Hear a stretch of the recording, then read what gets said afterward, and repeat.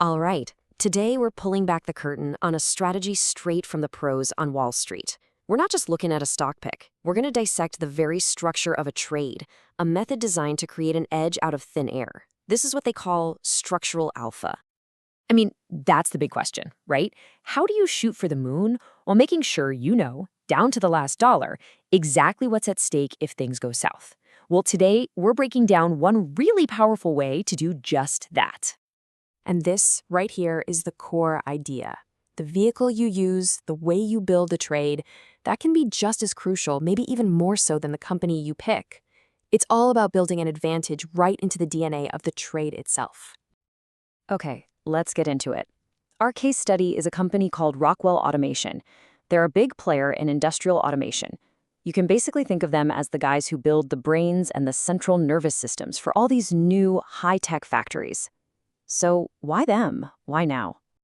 Well, because of this, a whopping 80% of manufacturing execs are getting ready to pour serious cash into smart manufacturing.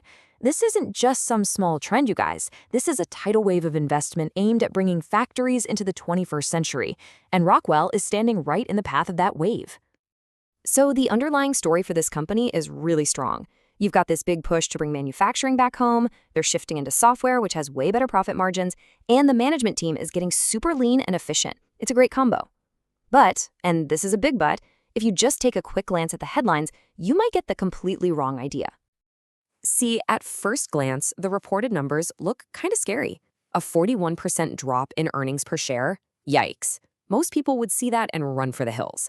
But that's not the real story. The pros know to look at the adjusted earnings. This number strips out all the one-time costs to show you how the actual business is doing. And what does it say? A completely different story, a fantastic 32% increase. This is why you always have to look under the hood. Okay, so we've got the why, we like the company. Now for the how, the really cool part. We're going to break down a specific options strategy called a bullish risk reversal. This is the engine the pros are using to act on all that research. Now, it might sound complicated, but honestly, it all boils down to two simple moves that you make at the exact same time. You sell one thing, a put option, and you use the cash from that sale to help pay for another thing, a call option. Let's quickly go over what those actually are. Okay, first up, we're selling a put option. The easiest way to think about this is you're making an offer to the market. You're saying, hey, I am perfectly happy to buy 100 shares of this stock if it drops down to a price that I already like. And just for making that promise, the market pays you cash right up front. That's called the premium.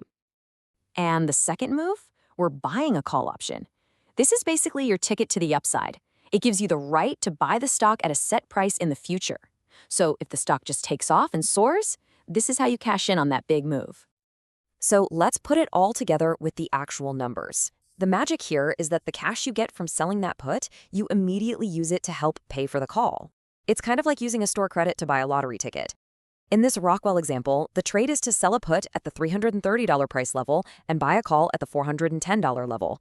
And the net cost, after you do both moves to get into this entire position, about $11.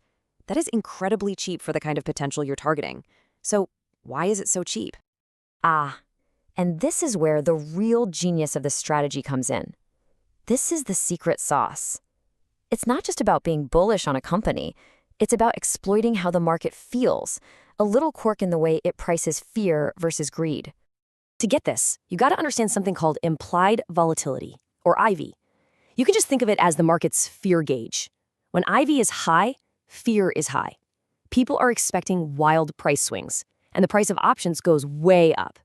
When it's low, things are calm and options are cheaper.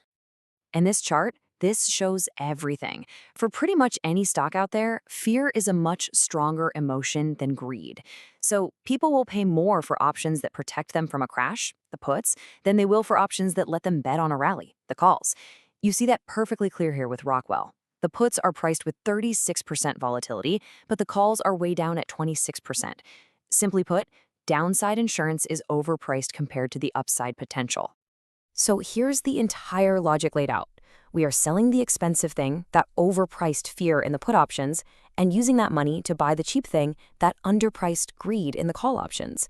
You are literally selling fear to pay for your shot at greed. It's like an arbitrage on human emotion. Pretty clever, right? Okay, so we get the mechanics. Now let's play this out and see how this trade performs in the real world. We're going to look at 4 possible scenarios, and this is where you really see how well designed this thing is. Let's start with the best case scenario. Rockwell's stock just absolutely breaks out, rallying up to $435. That call option you bought becomes super profitable, and you could be looking at a gain of almost $2,500 now. Compare that to the base case. What if the stock does nothing? It just trades sideways. Well, you only lose the tiny $11 premium you paid to get in. That's it. This is what you call an asymmetric bet, and it is beautiful. So what about the downside? What if the stock corrects a little, maybe down to $340? Your loss is still capped at that same $11. The only time something different happens is if the stock really breaks down, falling below your $330 put price. In that case, you are then obligated to buy the shares. But here's the thing, even that is part of the plan. And this quote from the analysis just nails it. The so-called worst case isn't a disaster, it's a pre-planned entry point. You end up owning shares in a great company that you are already bullish on, and you get them at a significant discount to where they were trading. The risk itself gets transformed into a strategic opportunity. And all of this leaves us with one final thought. We tend to think of market risk as just, well, the stock's price going down. But maybe the bigger risk, the real risk, is not knowing all the rules of the game, not being aware of all the tools and strategies that are out there. It's a powerful reminder that in the markets, how you invest can be every bit as important as what you invest in.